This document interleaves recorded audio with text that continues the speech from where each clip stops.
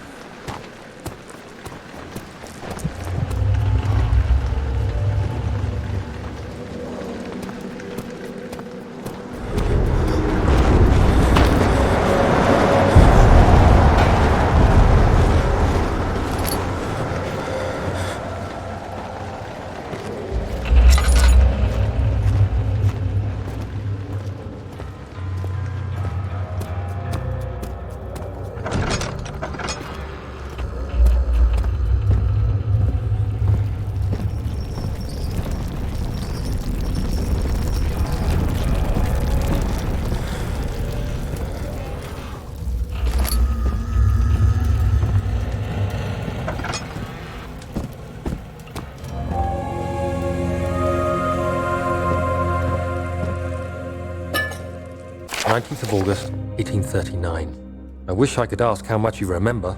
I don't know if there'll be anything left after I consume this drink. Don't be afraid, Daniel.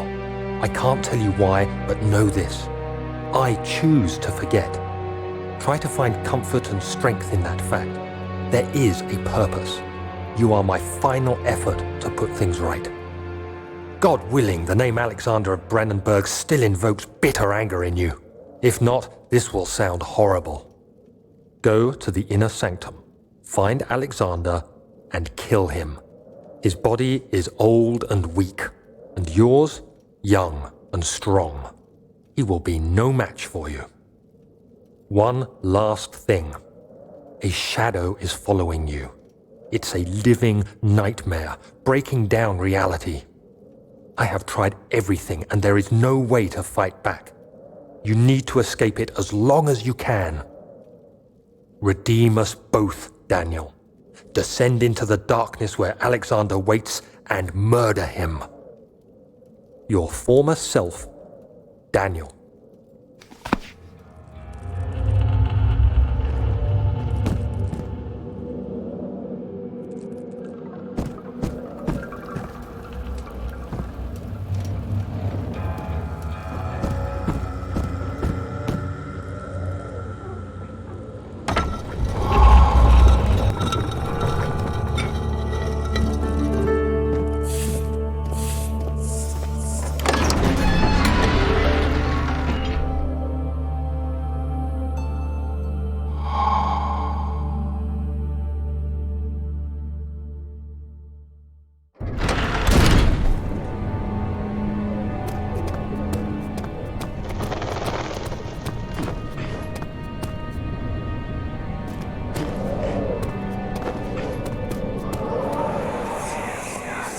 Alexander, is it inside the castle?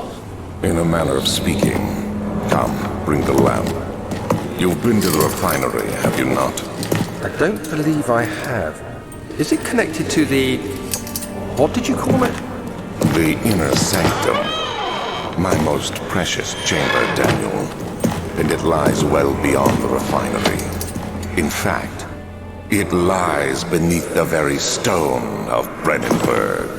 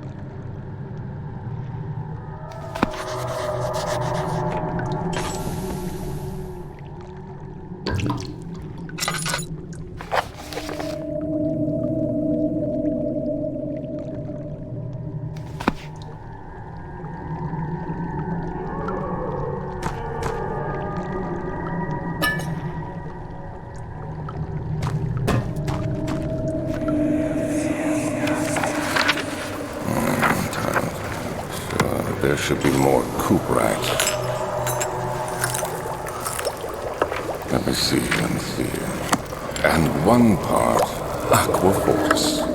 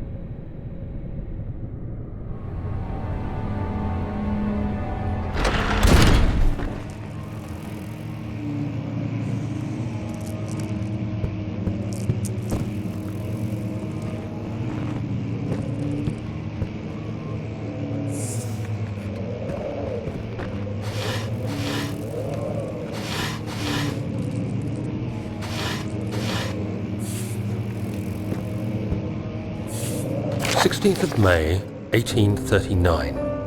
The unflinching African sun has continued to plague our expedition, making it impossible to dig until dusk.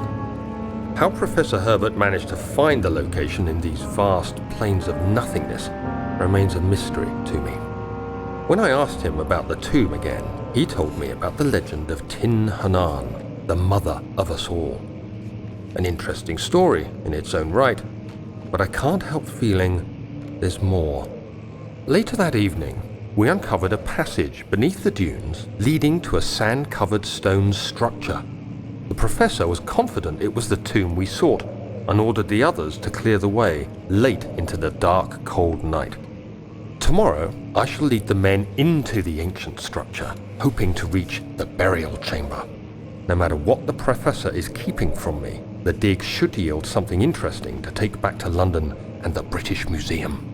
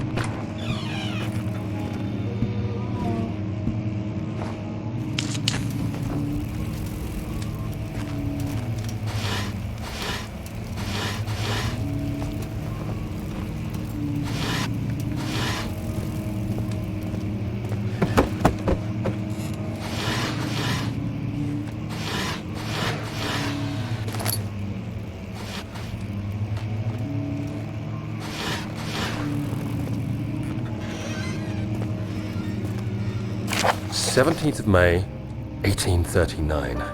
My hands tremble as I write. I feel a need to document my tribulation, for I fear that my memory will fail me if I linger. Today, I took some men and ventured into the dark, ancient passage we uncovered. Our torches burned faintly in the murky air as we slowly made our way underground. The men were superstitious and fearful. They argued loudly, and I felt their strange language getting to me. I mustered my strength and yelled at them to continue down the slopes and broken steps. The crudely carved passage confused me. It looked much older than the 4th century structure we had expected. The twisting path emerged into a great antechamber.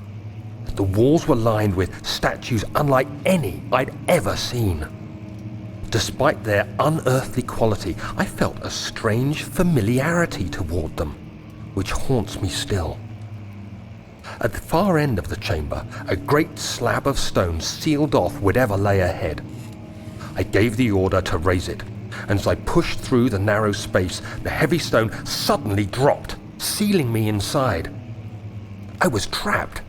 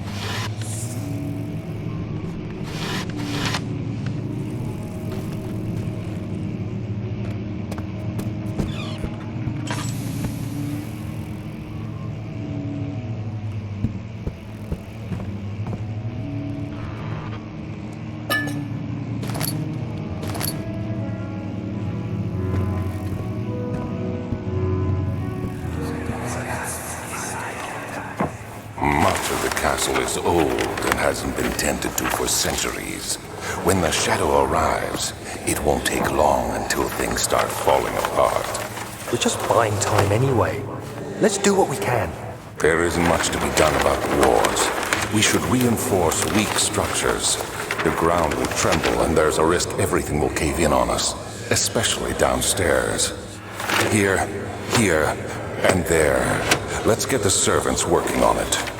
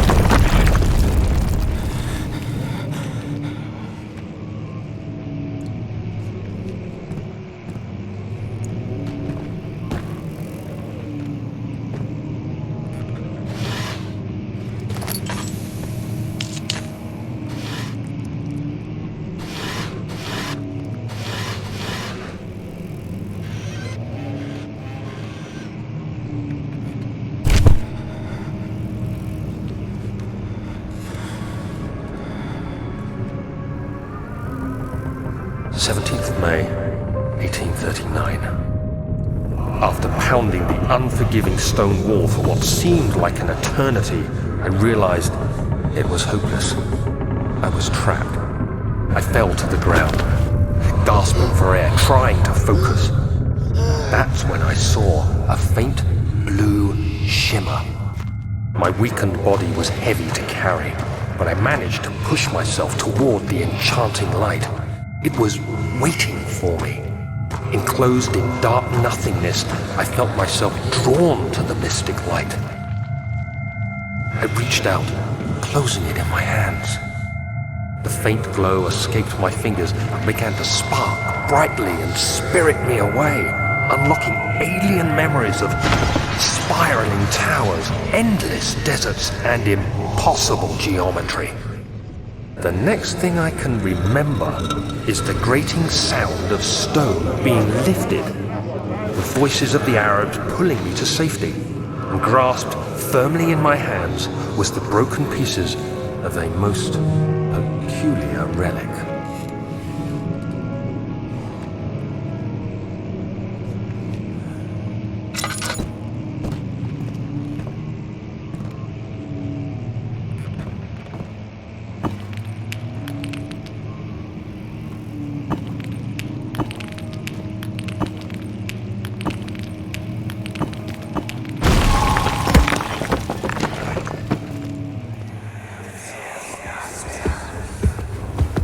You have to be swift when you activate the first one.